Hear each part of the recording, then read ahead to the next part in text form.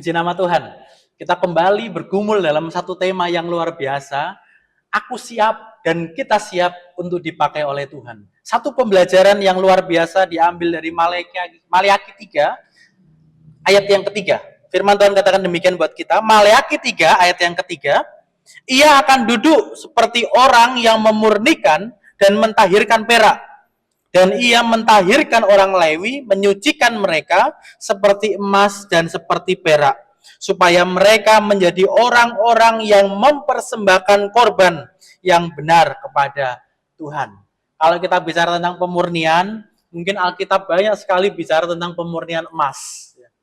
Tapi hari ini, gambaran itu bukan bicara tentang emas, tapi pemurnian perak. Bapak Ibu Saudara pernah menyaksikan seseorang yang sedang memurnikan perak? Bapak Ibu Saudara pernah menyaksikan orang yang memurnikan perak? Firman Tuhan memberikan gambaran bahwa orang yang memurnikan perak, pada ayat yang ketiga, ia akan duduk seperti orang yang memurnikan dan mentahirkan perak. Orang yang memurnikan perak, dia tidak bisa melakukan pekerjaan lain bersamaan dengan pekerjaan pemurnian perak. Orang yang sedang memurnikan perak, dia harus duduk di sana. Dia harus memperhatikan perak yang sedang dia murnikan. Ini menjadi satu gambaran yang menunjukkan bahwa Allah yang membentuk umatnya selalu hadir di dalam setiap proses pembentukan. Allah yang sedang membentuk umatnya adalah Allah yang tidak pernah meninggalkan umatnya. Pembentukan itu gambaran yang berat. Pembentukan itu gambaran yang rumit. Pembentukan itu gambaran yang sakit.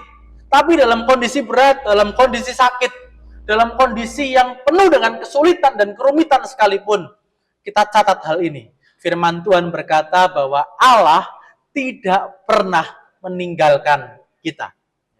Seorang pemurni perak, dia tidak akan pernah melakukan pekerjaan lain ketika dia sedang memurnikan perak. Ya. Kalau orang memurnikan emas, orang bisa taruh emas di tempat pembakaran dan dia bisa pergi melakukan pekerjaan yang lain. Orang taruh itu logam di tempat pembakaran yang panas, dia tinggal lakukan pekerjaan yang lain. Tapi orang yang memurnikan perak, sekali lagi, firman Tuhan katakan, dia harus duduk di sana. Harus duduk untuk memperhatikan kapan perak itu selesai. Dari beberapa literasi yang saya dapatkan, dan Bapak Ibu Saudara bisa buktikan bagaimana orang-orang memurnikan perak. Digambarkan di sana bahwa orang yang memurnikan perak, dia harus mengerjakan itu dengan teliti dan tidak bisa kehilangan momentum. Sebab ketika lewat masa pemurnian itu, maka perak itu akan hangus. Jadi orang yang memurnikan perak, dia akan berhenti dengan tepat, di waktu yang tepat, ketika perak itu sudah selesai. Dan tidak dibiarkan begitu saja. Dia mau duduk dan menyertainya. Maleakhi 3 ayat 3a dijelaskan bahwa ia tidak meninggalkan proses itu. Jadi kalau Bapak Ibu Saudara saat ini sedang mengalami proses kehidupan yang sulit, kita mengalami kondisi yang sulit, dan kita yakini itu adalah bentuk Tuhan memproses kita, firman Tuhan ini akan menguatkan kita. Tuhan katakan bahwa Tuhan tidak pernah meninggalkan kita. Bagian yang kedua dalam pembacaan firman Tuhan saat ini, dijelaskan di sana Maleakhi 3 ayat 3b, yang dibakar itu bukan peraknya, tetapi kotorannya. Yang dibakar itu bukan peraknya, tetapi kotorannya. Sekalipun perak itu harus masuk di tempat pembakaran, tapi tujuan yang sejati adalah melepaskan segala kotoran-kotoran itu dari logam perak ini. Ketika semua kotorannya dirasa sudah bersih, dirasa sudah murni, maka orang yang memurnikan perak akan menghentikan proses itu. Dilepaskan dari segala kotoran dan dilepaskan dari segala hal yang mengikat. Proses hidup kita seringkali juga diperhadapkan pada hal yang demikian. Tuhan memproses kita dengan tujuan yang jelas. Tuhan membentuk kita dengan tujuan yang jelas. supaya segala kedagingan itu rontok dari diri kita. Tuhan membentuk kita tujuannya jelas, bukan untuk menyakiti kita, bukan untuk membinasakan kita, tapi Allah membentuk umatnya supaya umatnya itu melakukan hal yang benar di hadapan Tuhan. Diberi kesakitan, diberi kesulitan, diberikan satu tantangan dan ujian, bukan supaya mereka kalah dan mereka lenyap, tetapi supaya mereka tahu bagaimana mereka harus berbuat benar di hadapan Tuhan. Dan pada ayat ketiga bagian yang C, firman Tuhan jelaskan di sana, supaya mereka menjadi orang-orang yang mempersembahkan korban yang benar kepada Tuhan. Tujuannya kembali lagi jelas. Tujuannya supaya kita menjadi orang-orang yang mau mempersembahkan persembahan yang benar di hadapan Tuhan. Pertanyaannya seperti ini, kapan pemurni perak itu berhenti memurnikan perak? Kapan pemurni perak itu merasa bahwa, oh ini sudah selesai? Jawabannya sederhana. Ketika pemurni perak itu bisa melihat pantulan wajahnya dari logam yang dia murnikan. Ketika pemurni perak itu bisa melihat pantulan wajahnya dari perak yang dia murnikan, maka pemurni perak itu akan menghentikan prosesnya. Ini analoginya jelas sekali. Allah akan menolong dan menyertai kita.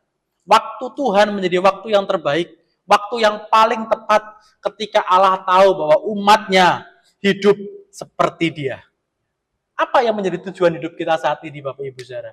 Apakah kita dibentuk di proses untuk kemegahan kita? Apakah kita siap dibentuk Tuhan? Aku siap diproses supaya kita memiliki banyak pengikut, supaya kita memiliki banyak orang-orang yang memuji kita, menyanjung kita? Bukan. Tujuannya hanya satu. Ketika Tuhan terpantul dan kemuliaan Tuhan nyata melalui hidup kita. Dari mana orang mengenal Yesus? Dari mana orang bisa mengenal Kristus?